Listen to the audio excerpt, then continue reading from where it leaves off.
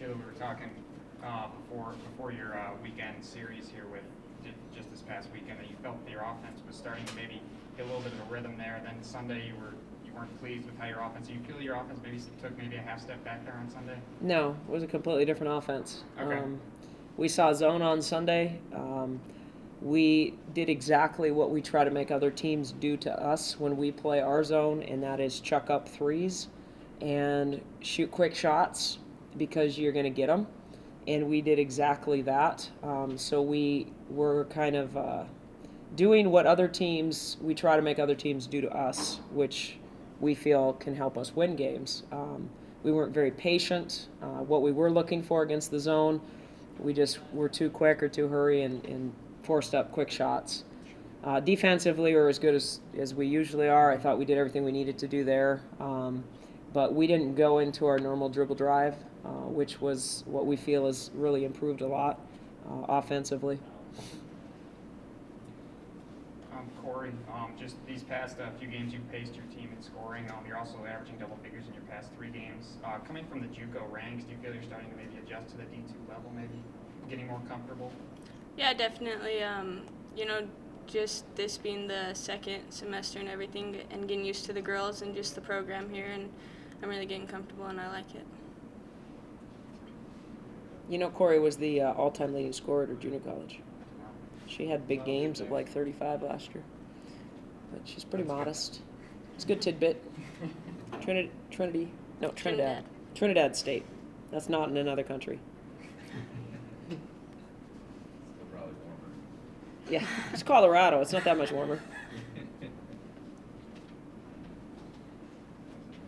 Sure. Transitioning to MSU Moorhead, you've seen Mary twice. You had to make adjustments the second time. What are the biggest adjustments you have to make going up against Moorhead for the second time this season? Well, Moorhead really hurt us on hard hedging on the ball screens. It kind of took us out of our ball screen offense, and so we just have to be prepared for. We thought we were prepared for it last time, but we didn't handle it very well. So hopefully this time, when we can see it on film a little bit more and see how we reacted to it, that this time around we'll be a little bit better against that. I think they struggle with a different part of our offense that we call our chin series. They struggle with that no matter what year that we play that, and I think that's something we can maybe expose with them. Do you feel you're a bit more equipped to handle what Moorhead brings to the table, considering now that you have a couple victories to your name, maybe a bit more confidence? Well, I don't think that we really don't fear anybody.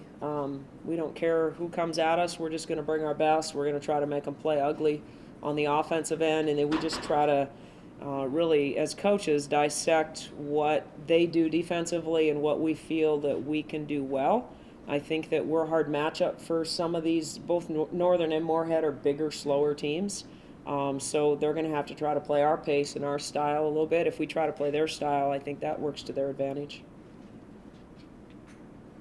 And then transitioning to Northern, first game you guys needed a big fourth quarter. You rallied to get that win. They out-rebounded you by 20 in that first game. What's the biggest adjustment you have to make for the Wolves?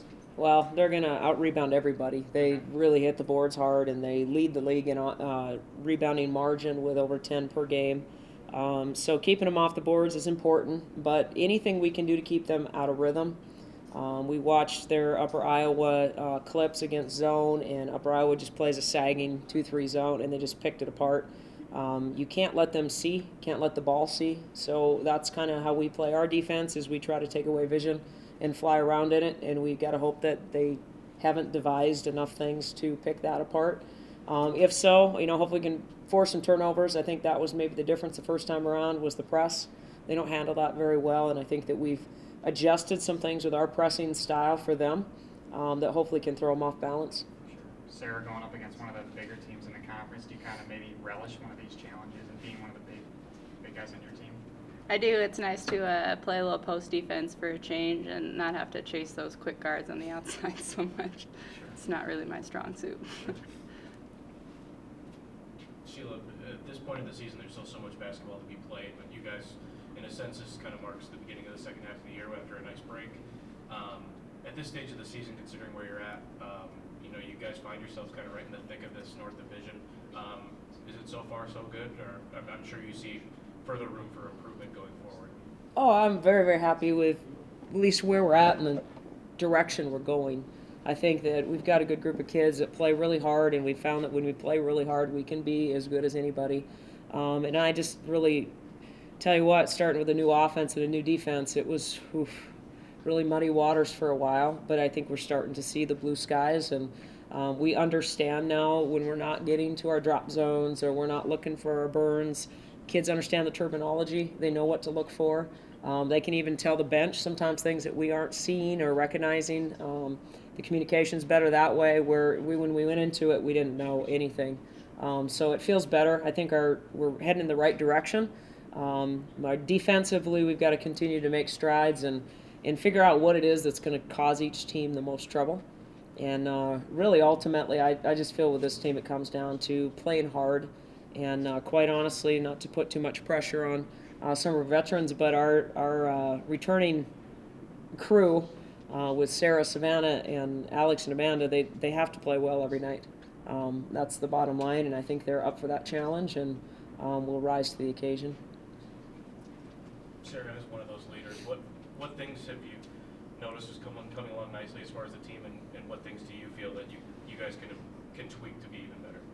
Well, I think as much as we hate to lose, I think those losses are really important, and especially coming into this year with a brand new offense and kind of a run and gun defense as well, it really helps to narrow down what more we need to work on, and those are really important triumphs for us, I guess.